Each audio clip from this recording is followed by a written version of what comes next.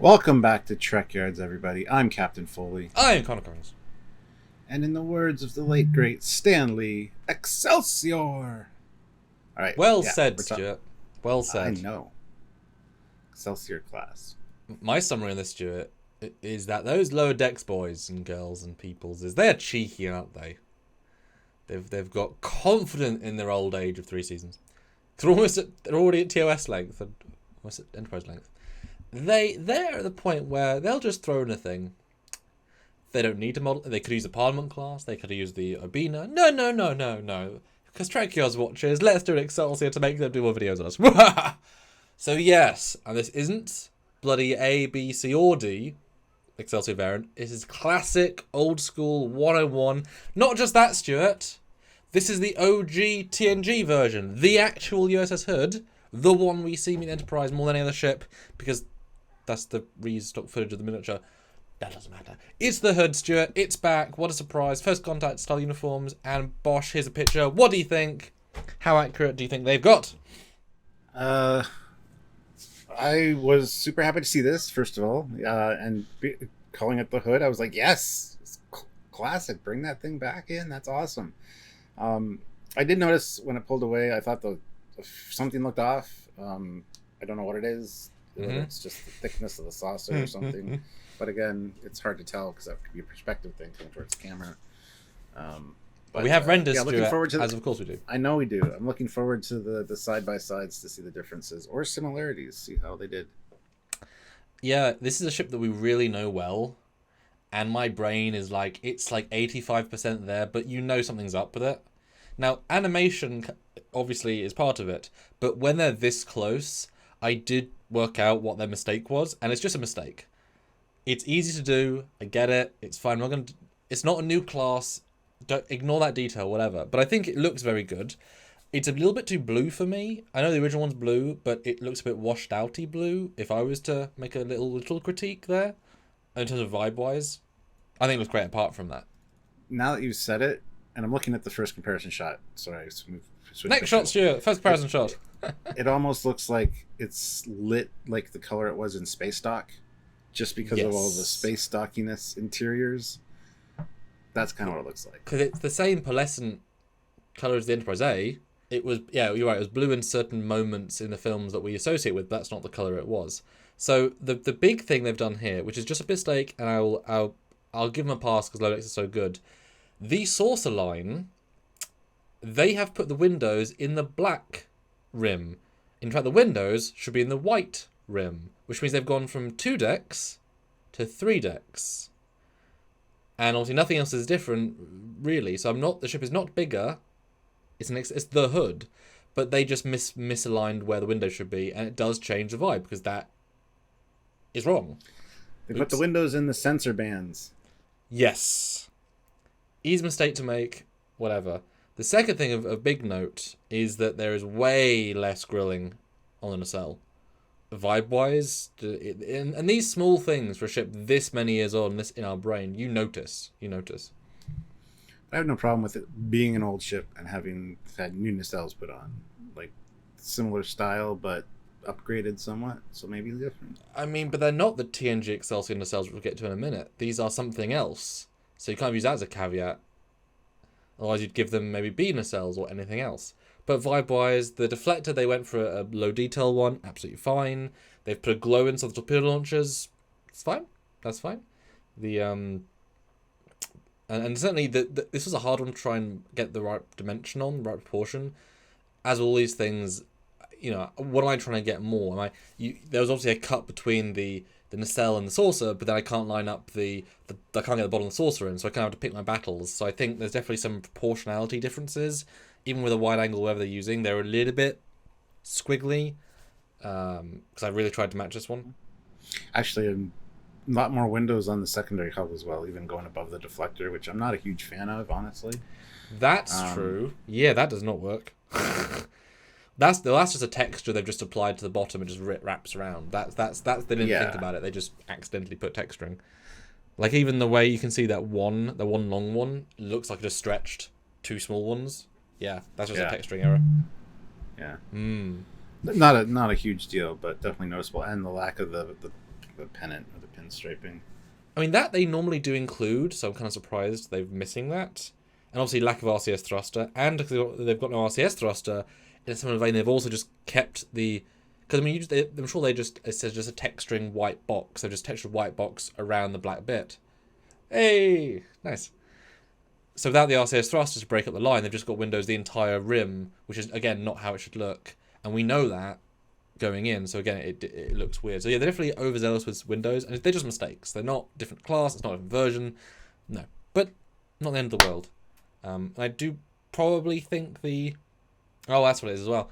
Because there's the on the Excelsior there's the inner underneath the source there's the inner cutout for some reason, which kind of gives a bit of depth. Here, they've got a exterior push out, which isn't on the Excelsior, and that also changes the perspective. It's not bad, but certainly, It's like they saw the detail but didn't look close enough, so they just thought it was a step down instead of a step up.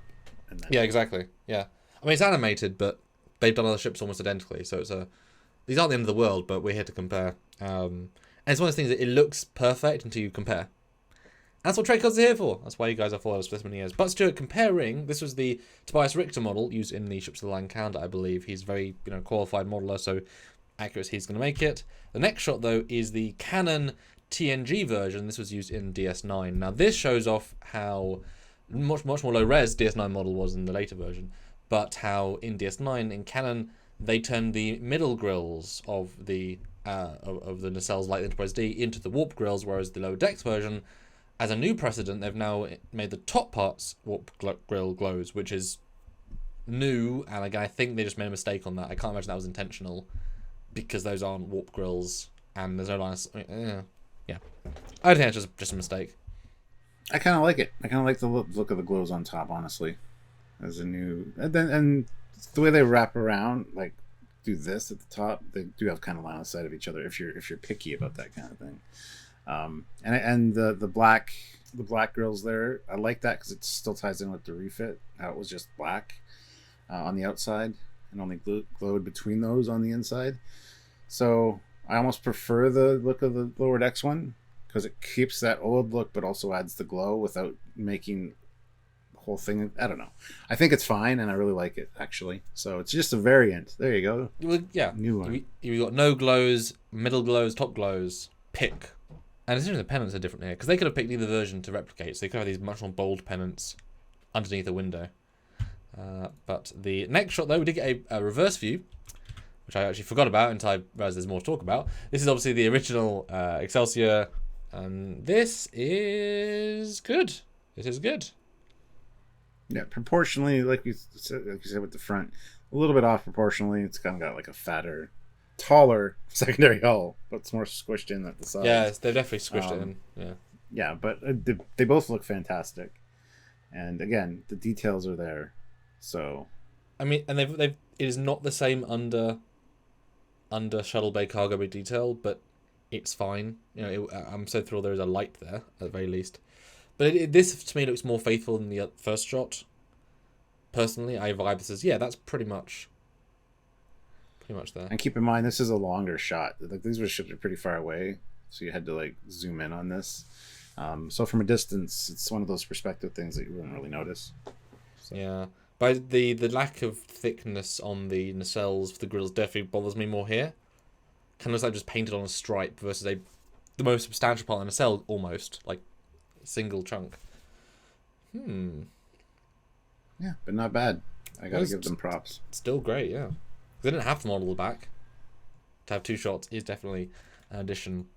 And this next shot just to remind you guys that yes, the hood, she's back. There she is in all of her glory, kicking some static ship butt, and then back to the first shot. But yeah, I mean, lower decks they do vary from being like 92% to being 60% right. This is a happy 80, I think. Definitely a pass. But when so many things are that close, then the things that aren't right don't feel like choices so much as tiny mistakes. Unlike the runabout, which felt deliberate, this feels like they just didn't pay the most attention on certain things. It's just quick. But thrilled to have it. Definitely worth having. And I like the Obina, but really nice to see a classic Excelsior. And it shows they're still around. That gives us another point of they're still in service. And they are wearing the first contact uniforms, and we now know that Voyager uniforms are still around, and obviously lower decks uniforms. So this is not a low end ship yet. It's still enough to get first contact, or that style. So that's a nice sign. Yeah, and we get another the Tales of the Hood adventure with Captain Murakami. So that was great to know the name of the captain of the Hood at this point. Just continuing the ship's legacy. So comment down below what you thought about seeing the Hood. Were you excited to hear the Hood? Did you put 2 and 2 together and realize it's the same one from TNG? Let us know in the comment section down below. Don't forget to subscribe to the channel. Click the notification bell icon to all so you don't miss any of our content, which we make a lot of. And join us for the lives. Yes. But it isn't the Hood, eh? It's not the Hood A, not the Hood B. I know where you're going with that, and you're right. It's just the Hood. Anyway, so yeah, you can. Of course, on Patreon, yes. Stuart. I'm just gonna let him take over now. Or monthly, which is Patreon, or join the channel monthly, or super chat during our lives. Do you like what we do? Do you like our shows? Do you like our content? Say thanks. Say hi. Say whatever you want, pretty much. And come to our lives and do those things I just said.